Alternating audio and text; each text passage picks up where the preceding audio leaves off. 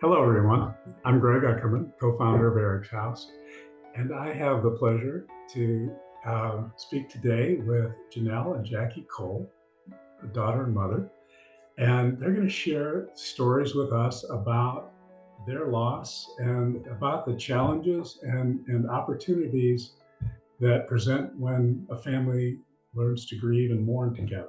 Welcome. I'm so glad you could join me today. Thank you, Craig. Why don't we start with the story of your loss for those that don't know? Yeah. Um, so my brother Stuart is my little brother. He's 18 months younger than I am, and he died by suicide in August of 2021. But my brother is a lot more than those last few days of his life. So we're going to back way up and talk about who my brother was because he was somebody who both earned and was born into the role of my best friend, my soulmate, my better half, the funny, sweet, creative side of the Cole siblings. He was the person that I could always turn to with an issue. And if you were expecting gentle, kind advice, you'd be sorely disappointed with my brother. He would give it to you straight. And he was usually quite right, although I didn't always appreciate his directness, which I think actually both of us are now known for. Um, my brother, my parents like to tell stories about how as soon as he came out, he was mine. I felt that like he was mine from the second I can remember. Um, and I was his too. And I loved that. I defined myself as his sister and I was proud to be his sister. He was driven, creative, hilarious, extremely energetic, and just very unique. My brother was a person whose quirky light really illuminated every relationship we were in. Yeah. Yeah, I love that, Janelle. That's what I tell people that Janelle took ownership over him immediately. And I don't know that he always appreciated it, but he put up with it. He was so creative and it was a very physical creativity. He was involved in ballroom dance.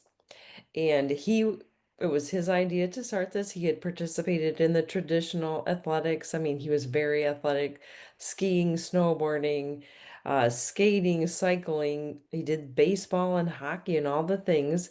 And when he was in high school, he decided he wanted to try ballroom dance.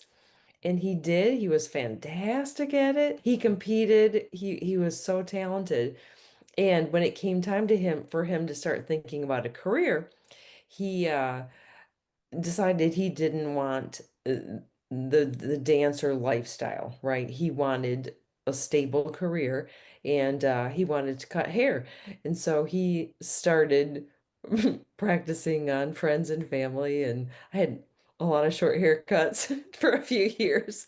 And eventually he decided yeah, he wanted to go to barber school. He always loved the big city, right? He loved the vibe and the atmosphere of a big city. I'm like, all right, well, go to Chicago.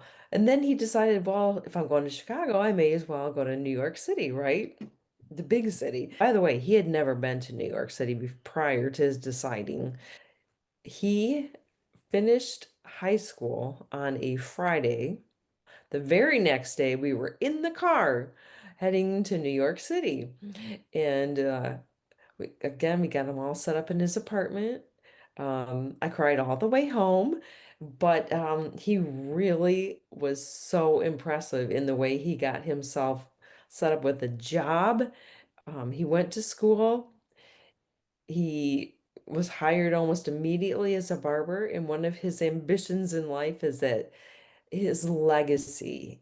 He wanted it to be that he was the best barber in New York City, and he worked hard at it, and he was amazing, and he had really interesting clientele, and I'd like to say maybe B-list type celebrities, but maybe it was more like C and D list, but names you would know, so it was kind of neat. But Yeah, he loved it, and he was so focused and intense with pursuing perfection in his hair cutting.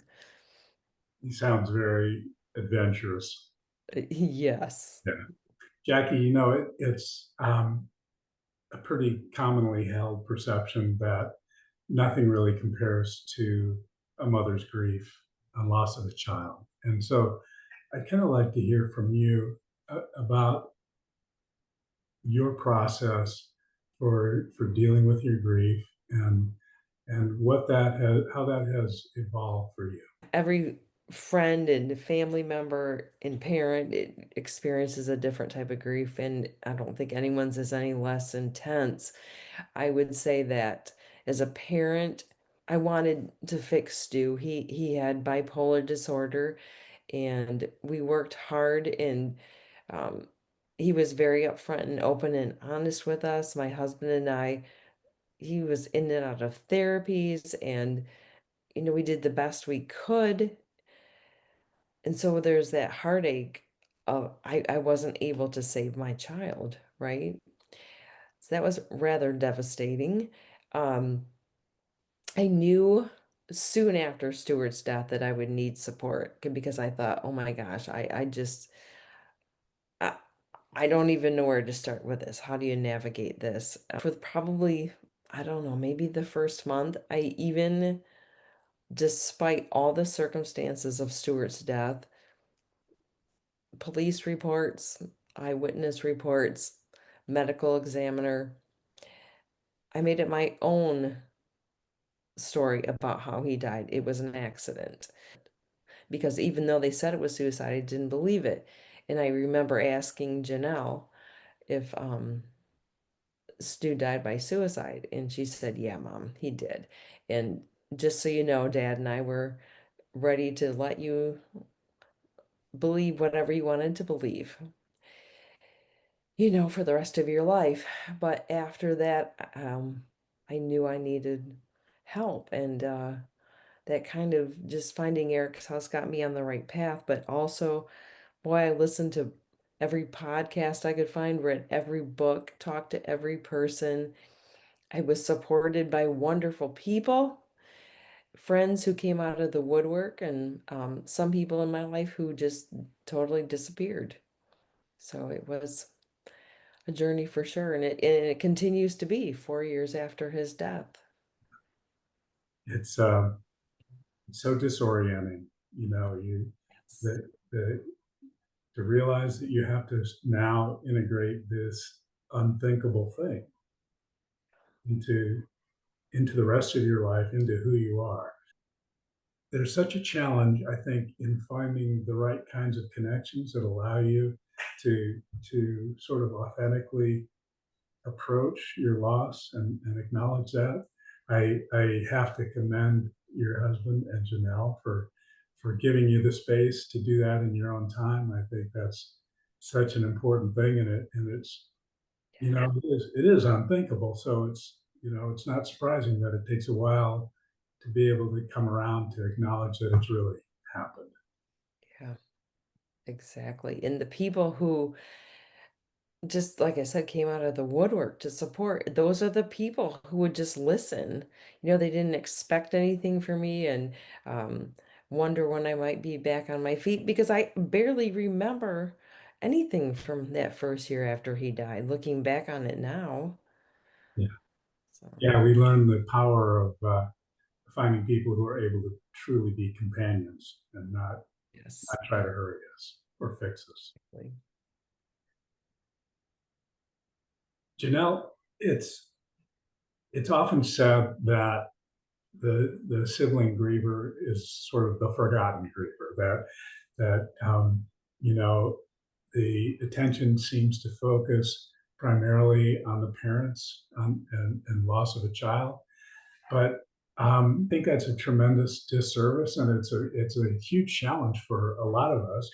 And so I'd really appreciate your perspective on dealing with Stu's loss and your parents' grief. Yeah. I won't claim to speak for all siblings, but I can certainly speak to my experience. I'm not sure if I felt like a forgotten griever, but I know I was an angry one.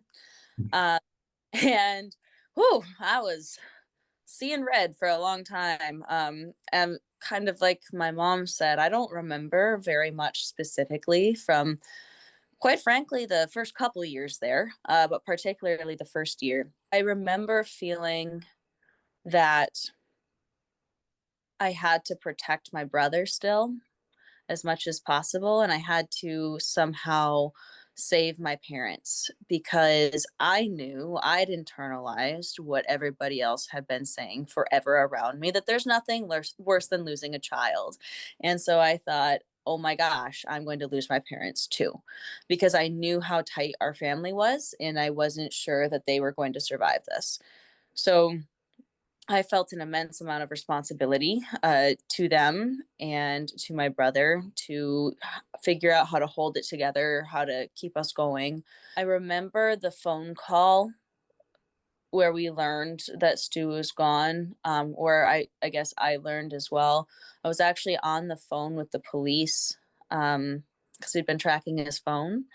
And so we'd called the station where it was because we just thought he'd gotten picked up or something. And as my dad FaceTimed us to tell us what had happened, a policewoman picked up the phone and told me almost at the exact same time. And I remember feeling like a string had been cut, like everything was gone. And it was so empty that the words were just echoing that it's over now and we're both dead. And I remained gone for a long time. Something that I'm not sure is true for everybody, what was certainly true for me, is that I had wrapped up uh, everything that I cared about in terms of my identity and in being a sister and being a family member and being somebody who was proud of my family to be a part of it. And to, I really believed that we were a unit that could conquer everything, and that my brother was my best friend. He would tell me everything. We'd made a pact about this before. If either one of us felt like leaving, we would call the other and give him a chance. I felt unspeakably abandoned and so lonely. My entire identity, my whole past was gone. My future was gone. And so my present just didn't exist. And I remember feeling guilty for feeling jealous of my parents that they had had an identity before my brother was born. They were still parents. I was still here, but I was no longer a sister. So rebuilding that from myself from the ground up has been a very painstaking process that has been supported by a lot of people. As my mom mentioned, some people who I never expected to come either back into the picture or just appear. Um, she's being nice and not saying that it was her sister who walked out of our life the week after my brother's funeral, but it was. Um, so that was a fun one too. But um, I like to say that it's an easy thing to say and claim that you will die for someone. And I actually think that most humans, if we're decent, we would. We have those people we would do that for. But living for somebody is much harder. And it takes a lot more courage, because for a while I was just living for my parents and my brother, and it took a long time before I could start living for myself again. So I think those are some of the possibly more unique aspects. I'm sure there's more, but it was a real gift to find Eric's house, where there were people who thought like me. And I remember the first meeting, I was so against it but I went for my mom. I was like, no, it's gonna understand. Yeah. And then I got in the meeting and I just felt like the thing that had been in my chest for so long loosened just a little bit, and I felt safe and seen for the first time since my brother died. You bring up a couple of really interesting points. People, I think, fail to recognize that for a sibling, you have no frame of reference for life without your brother or sister when you lose them, and um, and your parents do. I mean, they know at least intellectually that it's possible for them to exist without that child because they did it until they came into their lives, and so it's a level of disorientation that I think is really powerful.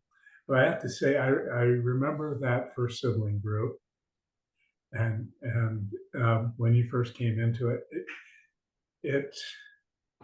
it felt to me like gotten to a point where you were ready to do it. It was evident that it had been a challenge to get to that point, and anger is such a common response, and people try to suppress that like they suppress all the other feelings that go along with this. But it's legitimate. There's plenty there to work through, and once you realize you're not going to get past it until you go through it, I think it gives you permission to kind of explore those feelings. For Thanks. sure. Yeah. And can I add too, Greg? It's so hard as a parent for us to have to watch Janelle go through this and not be able to help. If she had a broken leg, we could take care of her, but we couldn't. And frankly, I tried to, I guess, take away her anger. Oh, she was so angry, and she was angry at her brother and felt she had been abandoned. And oh no, he didn't do that. You shouldn't be angry with him, because I was just trying to, I guess, make her feel better. I don't know, but yeah. So that, Because it's a very uncomfortable thing to be around, we're just not good as a society at dealing with that kind of discomfort. But it's real, and it's honest. You raise some really interesting points because um, this this has a sort of systemic effect on the family because each of you had have had envisioned a future that had Stu in it, that probably had Stu coming to terms with his struggles and being able to do all the cool things that he was capable of doing, and you lose that future. And so, you know, as a family, you have to figure out what it looks like now. I'm curious how you envision an ongoing relationship with Stu, how you see yourselves sort of honoring his legacy. I do it every day with my job. Um, and by not getting a visible tattoo. He would hate that. I fight that one. But my job is as a teacher for first, second, and third graders, and they at that age are the purest, most energetic little souls you could find. I guess I'll back up a little and say that there were some signs, I guess, with Stu for a long time of some struggle. And we didn't know what they were, but being rather accepting, loving humans, we were just like, well, that's Stu.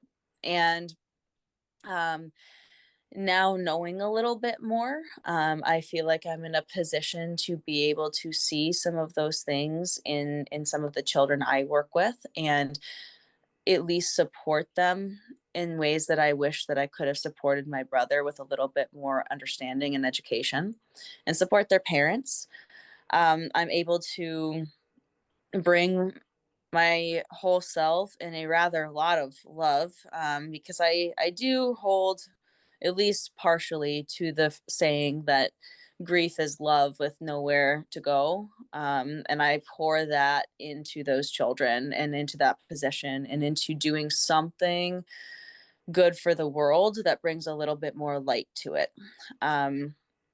And I get to share stories about my brother with these kids. I get to inspire them and most of them are somewhat true, and a lot of them are quite embellished. A few are straight up made up, but I get to bring those more beautiful moments and those amazing, unique aspects of who he was into my daily life in a way that becomes a part of other people's stories. And I try to carry myself with a lot of compassion, a lot of empathy, and be able to show up for whoever needs it at that time with a lot more understanding than I had before Stu even started going through some of his struggles, but especially now. Yeah. I love that.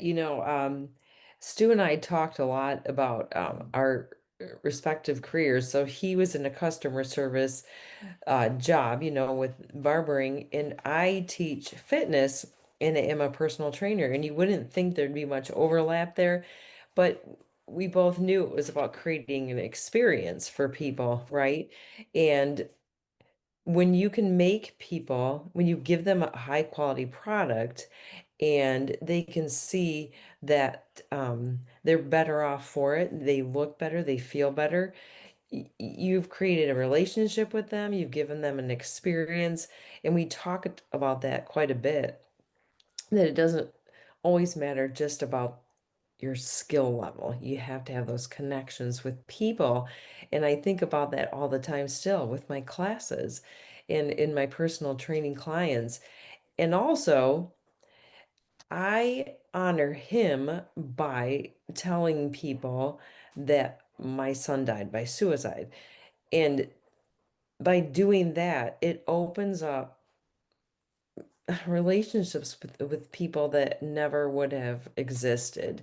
And it doesn't have to be a long term, but people suddenly feel safe to share their struggles. And they may not even be the same thing, but I can't tell you how many people have come up to me and just said, thank you for sharing that, and want to tell me a story from their own lives Yeah. about a struggle or a loss.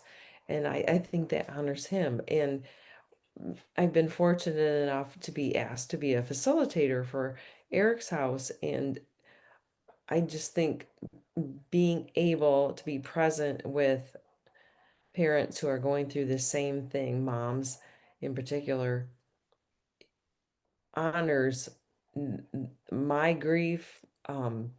Stu as a person who was so kind and so caring, and I think a lot of his caring and kindness had to do with the fact that he struggled so much, and he was just kind to other people. So, and we talk about him all the time. Janelle and I were together this past weekend, and we made a comment. We were kind of looking at each other like, Stu would have loved this, or sometimes we'll say, oh, wouldn't Stu have hated this. So it's just those little things too that we remember him on a daily basis. Yeah, it's I love the the sort of more subtle celebrations of the relationship, ongoing because um, it's so authentic to how you lived before, and it does recognize, it's not an unusual story that the people we lose to suicide have, are compassionate, empathetic, are open, creative. It seems, that seems to correlate to some kind of vulnerability, and it's. I think your discovery that being able to be vulnerable yourself and just put it out there. My son died by suicide. It either closes doors, and a few rare occasions there are people who just can't go there, but for the most part, it empowers people to be vulnerable themselves, and I think it's really a gift. I wanted to say, Jackie, you've been facilitating Eric's house groups for a while now, and you get to see such a variety. Janelle, you are just starting with our current sibling group, and I'm just curious how that has changed how you approach the rest of your life? Does that come into play for you? I would say it certainly put some things into perspective. Um, I think that I didn't believe people when they told me that it would get better. Um, I remember thinking that then they must not have loved somebody as much as I did. I was better at love and I was better at grief. And I was incorrect. But I think that looking at being where I am now, I feel as though I'm in a position to offer very realistic hope for people and very compassionate companionship that it will never not hurt. You don't have to worry about that. It'll always be there. But you won't always be curled in a ball in your closet if you do the work. And I remember being so frustrated for so long, feeling like I was doing all of these things and not getting anywhere, and just waiting for time to take it away. And time really doesn't heal. Time and work does. And I think that that's my biggest perspective shift is that while there's still parts of me that are very afraid of um, even losing Stu a little bit, losing some of those memories, those clearer pictures. Every year something fades a little bit, but listening to my mom even talk about him, I was like, oh yeah, that's right, I forgot about that. And I didn't really forget, it just hadn't been up for a while. So I think being more open to how things shift and keeping in the forefront of my mind and heart that even if I were to forget absolutely everything about my brother tonight, I am because he was. Everything about me is here because he was a part of my life. So I don't even have to remember him to carry forward that legacy and that memory. It's unconscious at this point. And that's the piece, if I could bring that to siblings in general, because I think that's the connection that we may share a little bit, that might be a bit different. Um, we are so tightly bonded both by DNA and by experience that nothing's going to change that. What you remember, what you forget, but just living fully is enough. I think that many of us find that the experience of knowing that you have successfully companioned somebody who's struggling with their grief is the most healing thing you can do.